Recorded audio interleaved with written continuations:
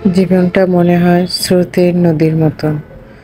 জোরের স্রোত আসলে যেরকম ভেসে যায়, জোরে আবার স্রোত থেমে গেলে সে যেখানে জিনিস সেখানেই থেমে যায়। আসসালামু আলাইকুম, সবাই কেমন আছেন?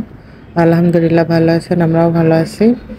আজকে নতুন আরেকটি ভিডিও নিয়ে চলে আসলাম, তাও আবার রান্নার রেসিপি নিয়ে। কতদিন হলে রান্নার রেসিপি দিচ্ছি, আপনারা সবাই একটু করবেন।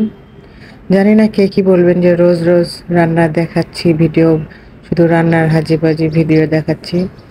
মোটেই না, আমি যেটুকু কাজ করি, যা করি সেটা আপনাদেরকে তুলে ধরতেছি। যেটুকু রান্না করি, এখানে আমি কলিজাটা সুন্দর করে গরম পানি দিয়ে ভিজিয়ে রাখছিলাম, ওটাতে পরিষ্কার করে নিয়ে এখন আমি মেখে দেন তুলে দিব।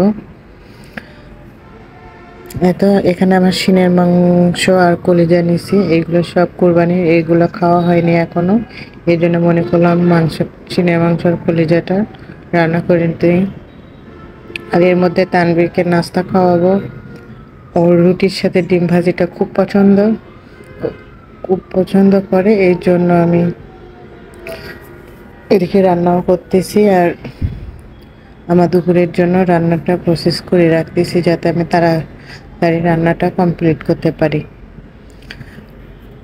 তো মাংসটা আমি তুলে দিই, আমি দেন ওকে নাস্তা খাওয়াবো।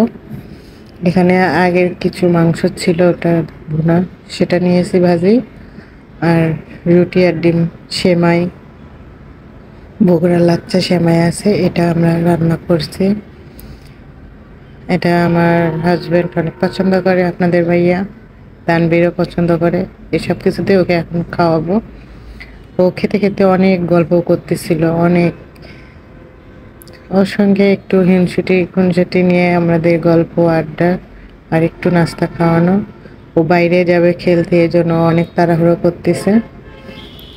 তারপরে ওকে আমি জোর করে খাওয়াই দিচ্ছি। সকালে না খেয়ে ওকে আমি বাইরে দিই না, সকালে উঠে আগে খেলতে যায়।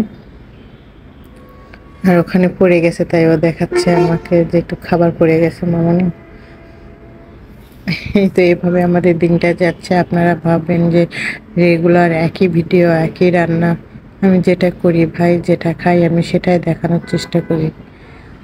ভালো লাগলে অবশ্যই কমেন্ট করে দিবেন, শেয়ার করে দিবেন, ফেসবুক পেজটাকে ফলো করে দিবেন। বেশি সবাই আমার পুরো ভিডিওটা দেখে স্কিপ করবেন। যাই হোক, সবাই ভিডিওটা না দেখে স্কিপ করে যাবেন না, ভিডিওটা দেখলে পুরোপুরি ভিডিওটা দেখবেন। আজকে এই পর্যন্ত, আল্লাহ হাফেজ।